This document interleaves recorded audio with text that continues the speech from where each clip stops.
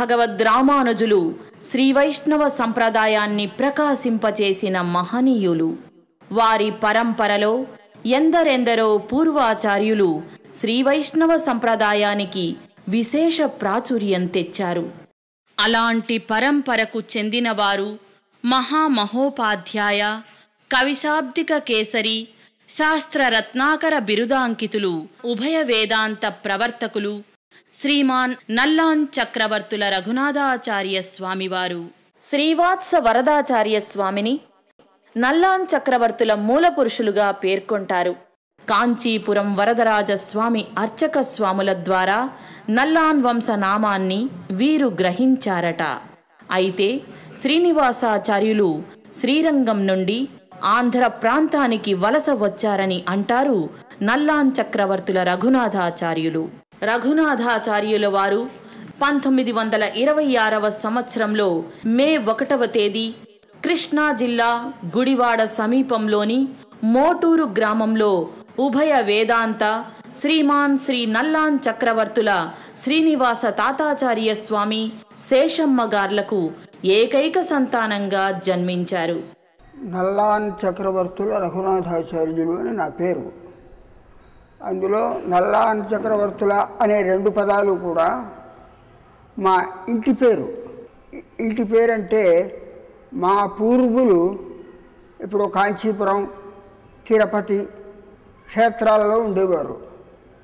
అక్కడ జరిగినటువంటి కొన్ని సంఘటనలను బట్టి అక్కడ ఉన్నటువంటి వెంకటేశ్వర స్వామి చక్రవర్తి, శ్రీ వైష్ణవ చక్రవర్తి అని బిరుదిచ్చారట మా పూర్వుల్లో ఒకరికి.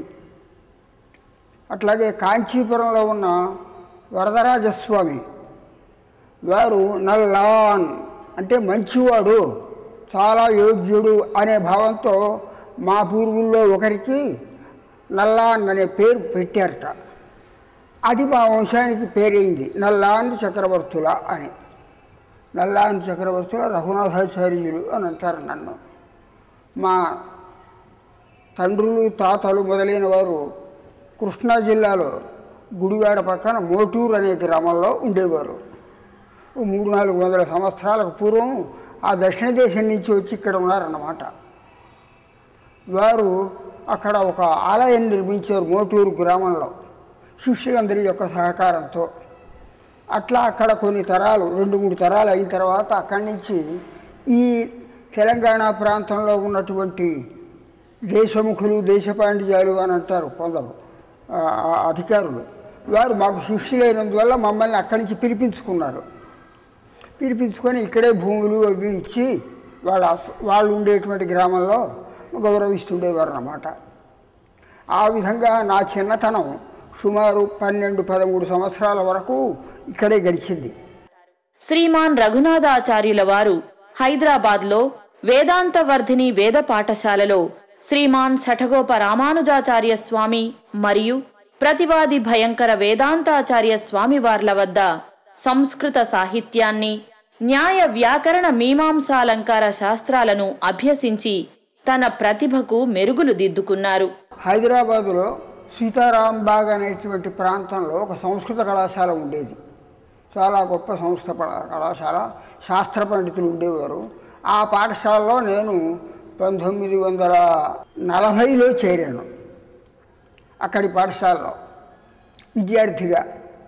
ఆ తర్వాత 46 వరకు అక్కడ వ్యాకరణము, తర్కము, మీమాంస, భాష్యము అవన్నీ చదువుతుండగానే ఈ ఊళ్ళో ఉండినటువంటి కొందరు పెద్ద మనుషులు వాళ్ళొక ఇక్కడ సంస్కృత పాఠశాలను పెట్టి నన్ను ఉపాధ్యాయుడిగా అక్కడి నుంచి పిలుచుకొని వచ్చారు.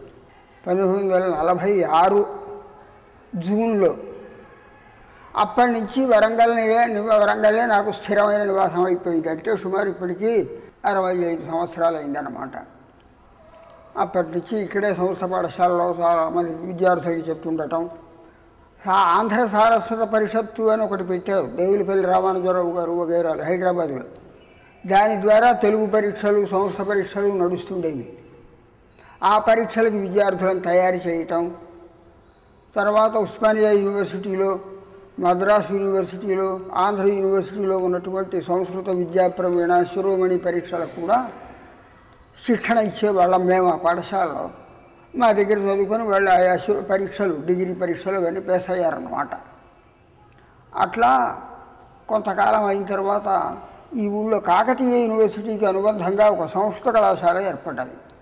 కాకతీయ యూనివర్సిటీకి వచ్చిన తర్వాత ఆ సంస్కృత కళాశాలలో నన్ను సంస్కృతానికి ప్రొఫెసర్గా తీసుకున్నారు. అప్పటి నుంచి ఇక్కడ ఆ సంస్కృత కళాశాలలో సుమారు 19-20 సంవత్సరాల అనుభవం, టీచింగ్ అనుభవం అన్నమాట నాకు. ఆ సందర్భంగా ఇక్కడే ఆ కళాశాలలో రిటైర్ అవటం అయింది. రిటైర్ అయిన తర్వాత కూడా ఇప్పటికి సుమారు 25 సంవత్సరాలు గడిచినాయి. మా వైష్ణవ సంప్రదాయానికి చెందినటువంటి ప్రచారం చేస్తూ మా దగ్గర ఎవరైనా చదువుకునేటువంటి వారు వస్తే వాళ్ళకి భాష్యం మొదలైనటువంటి వాళ్ళు ఇంట్లోనే ఉండి వాళ్ళు మా దగ్గరికి వస్తుంటే వాళ్ళకి చదువు చెప్తూ ఇట్లా ఏదో ఈ ప్రాంతంలో ఉన్నటువంటి చాలామంది పండితులు అంటే శాస్త్రి గారులు కానీ వైష్ణవ ఆచార్యులు కానీ మొదలైన వాళ్ళు కానీ మా దగ్గరే సంస్థాధ్యయనం బాగా చేశారు. వీరి విగ్రహం తేజోవంతం, జ్ఞాన వైరాగ్యాలకు నిలయం. గత 7 దశాబ్దాలుగా సంస్కృత భారతికి, యతీశ్వర భారతికి విశిష్ట సేవ చేస్తూ శ్రీరామక్రతువులను, అనేక విద్వత్ సభలను నిర్వహిస్తూ ఎందరికో జ్ఞానభిక్ష ప్రసాదించిన మహానుభావులు. నేను ఇక్కడి నుంచి సీతారాంబాగు వెళ్ళిన తర్వాత 6 సంవత్సరాలు అక్కడ సీతారాంబాగులో శాస్త్రాలు అవన్నీ చదువుకున్నానన్నాను కదా. చదువుకున్న తర్వాత మళ్ళీ అక్కడి నుంచి తిరిగి వచ్చినప్పుడు ఆ పాఠశాలకు మనం ఏదైనా కృతజ్ఞతారూపంగా తెలిపితే బాగుండును అని ఒక అభిప్రాయం వచ్చి సంస్కృతంలోనే కొన్ని శ్లోకాలు రాసి ఒక 70-75 శ్లోకాలు కృతజ్ఞతావిష్కరణం అనే పేరుతో ఓ పుస్తకం ప్రకటించాను. అక్కడ ఉండే ఉపాధ్యాయుల గురించి, ఆ ఉపాధ్యాయులు నాకు చెప్పినటువంటి భాష్యాది గ్రంథములలో ఉండే విశేషాలను గురించి, నా తోటి విద్యార్థుల గురించి నాకు ఉన్నటువంటి పరిచయం వగైరా విషయాలన్నీ కూడా ఆ పుస్తకంలో నేను కూర్చానన్నమాట ఆ సంస్థ గ్రంథంలో. అప్పుడు నాకు సంస్కృతం బాగుగా చెప్పినటువంటి ఒక ఉపాధ్యాయుడు వేదాంతాచార్యుల వారు అని ఉండేవారు ఆ పాఠశాలలో. వారు మద్రాసు యూనివర్సిటీలో శిరోమణి పరీక్ష ఎప్పుడో 1930లో పాస్ అయినటువంటి వారు అన్నమాట. వారు అక్కడ ఉపాధ్యాయులుగా ఉండేవారు. వారి దగ్గరే నేను సంస్కృతంలో కావ్యాలు, వ్యాకరణము, తర్కము, భాష్యము మొదలైనవన్నీ చదవటం జరిగింది. అప్పుడు అక్కడుండే పాఠశాల విద్యా వ్యవస్థకి ఇప్పుడుండే విద్యా వ్యవస్థకి చూస్తే చాలా తేడా కనపడుతుంది. అప్పుడు ఉత్థాయోషసి పాఠచింతన విధి నిర్వర్త్య అని ఒక శ్లోకం. అందులో అంటే తెల్లవారుధామం 4-4:30కి మా ఉపాధ్యాయులు మమ్మల్ని లేపేవారు. చెప్పినటువంటి పాఠశాలలో అంతకుముందు రోజు చెప్పినటువంటి పాఠాలన్నింటినీ తెల్లవారుధామం మేము మళ్ళీ వర్ణించుకోవాలన్నమాట. ఆ పాఠాలన్నీ వర్ణించుకోవటం సుమారు 6 వరకు. 6 అయిన తర్వాత వెళ్ళి అక్కడ పెద్ద పెద్ద ఇదిగో ఇప్పుడు ఈ హాల్ ఎంతుందో అంత పెద్ద పెద్ద కోనేరులు ఉన్నాయి సీతారాంబాగులో ఇప్పటికీ కూడా 8-10 కోనేరులు. ఆ కోనేరులకు వెళ్ళి స్నానం చేసి మళ్ళీ 7:30 వరకు తిలకధారణం అవన్నీ చేసుకుని దేవాలయానికి వెళ్ళటం. పక్కనే దేవాలయంలో కాసేపు కూర్చొని అందరం సమిష్టిగా విష్ణు సహస్రనామ పారాయణం చేయటం. ఆ తర్వాత వచ్చి క్లాసుకి 8 నుంచి 11 వరకు క్లాసుకి ఈ ఉపాధ్యాయుల దగ్గర ఆయా పాఠాలు, కావ్యాలు, నాటకాలు, సంస్కృతంలో ఉన్నటువంటి వ్యాకరణాది గ్రంథాలు చదువుతుండటం. ఇది జరుగుతున్నటువంటి పరిస్థితి. అయితే అట్లా సంస్కృతం చదువుతున్నప్పుడు సంవత్సరానికి 4 సార్లు పరీక్ష పెట్టేవారు. 3 నెలలకు ఒక పరీక్ష, 6 నెలలకు ఒక పరీక్ష. అంతవరకు ఆ 2 నెలల్లో 3 నెలల్లో ఎంత కోర్సు అయిందో ఆ భాగాన్ని గురించి అన్నమాట. ఆ పరీక్ష అయిన తర్వాత సంవత్సర పరీక్ష, ఇట్లా పరీక్షలు జరుగుతుండేవి. ఆ పరీక్షలలో రాత పరీక్ష ఒకటి, వాక్ పరీక్ష ఒకటి జరిగేది. అంటే ఉపాధ్యాయులు వరుసగా 2-3 కూర్చునేవారు. మేము చదువుకున్నటువంటి అంశాలలో శ్లోకాలు, సూత్రాలు వాటి గురించి ప్రశ్న అడగటం. వారు అడిగినటువంటి ప్రశ్నకి మేము సమాధానం చెప్పటం. అట్లా చెప్తేనే, సక్రమంగా చెప్తేనే మాకు వారు మార్కులు వేసేవారు అన్నమాట, నిష్కల్మషంగా. ఆ తర్వాత వాక్ పరీక్ష అయిన తర్వాత రాత పరీక్ష పెట్టేవారు. అదే విషయాలని గురించి వారు ఏ ప్రశ్నలు ప్రశ్నపత్రాలు ఇస్తారో వాటిని ఓ 3 గంటలు ఆన్సర్ చేయాలి, సంస్కృతంలోనే ఆన్సర్. అట్లా సంస్కృత విద్యాభ్యాసం మాకు జరిగింది. మా జీవిత దశలో ఉన్నతమైన దశ ఏది నాకు అని అంటే పావనం శ్రీ గురుత్తంస సంసేవనం నిర్మలం సౌహృదం ఛాత్రవర్గై సమం జీవితే మామకే ముక్తకంఠం బ్రవీమి ఉన్నతమే దశ శైవ విద్యార్థిత. ఆ విద్యార్థి దశే నా జీవితంలో ఒక మంచి వెలుగునిచ్చింది నేను భావిస్తున్నాను. కారణం పావనం శ్రీ గురుత్తంస సంసేవనం, సర్వశాస్త్రాలు చదివినటువంటి గురువుల వద్దకు వెళ్ళి ప్రతిరోజు కూడా వారికి నమస్కారం చేసి వారి ఆశీర్వచనాన్ని తీసుకోవటం. పాఠాలు చదువుతున్నప్పుడు కూడా నిర్మలం సౌహృదం ఛాత్రవర్గై సమం, విద్యార్థులలో మాకు పోటీ ఉండేది కాదు. పరస్పరంగా వాళ్ళ హృదయాన్ని నేను, నా హృదయాన్ని వాళ్ళు కనుక్కొని వాళ్ళకి తెలియని విషయాలను నేను చెప్పడం, నాకు తెలియని విషయాలను వాళ్ళు చెప్పడం, ఇట్లా స్నేహంగా గడిచింది. ఇట్లా గడిచినటువంటి ఇదే సుమారు ఇప్పటికి వచ్చిన నాకున్న 85 సంవత్సరాలలో అత్యున్నతమైనటువంటి దశగా నేను భావిస్తుంటాను. శ్రీమాన్ రఘునాథాచార్యుల వారు తన 14వ ఏటనే సంస్కృత పద్యాలు వ్యాసాలు వ్రాయడం మొదలుపెట్టారు. వీరు పితృతుల్యులుగా భావించే శ్రీమాన్ నల్లాన్ చక్రవర్తుల వెంకటాచార్యుల వారి వద్ద ఉభయ వేదాంత ప్రవర్తకులయ్యారు. వీరు సంస్కృత సాహిత్యం వ్యాకరణాలతో పాటు శ్రీభాష్యం, ఉపనిషద్భాష్యం, గీతాభాష్యం మరియు ఆళ్వార్ దివ్య ప్రబంధం సమగ్రంగా అభ్యసించారు. పెద్దల యొక్క దర్శనం, వెంటనే ప్రక్కన ఉండేటువంటి ఆలయానికి వెళ్ళి భగవత్ సన్నిధిలో తీర్థప్రసాదాదులు స్వీకరించి పారాయణం చేయటం, స్తోత్ర పారాయణం చేయటం, తర్వాత వచ్చి పాఠాలను చదువుకోవటం, విద్యార్థులతో పాటుగా కలిసి తిరుగుతుండటం. అందులో ఆ కృతజ్ఞత ఆవిష్కరణ ఒక్క సంగతి చెప్తాను.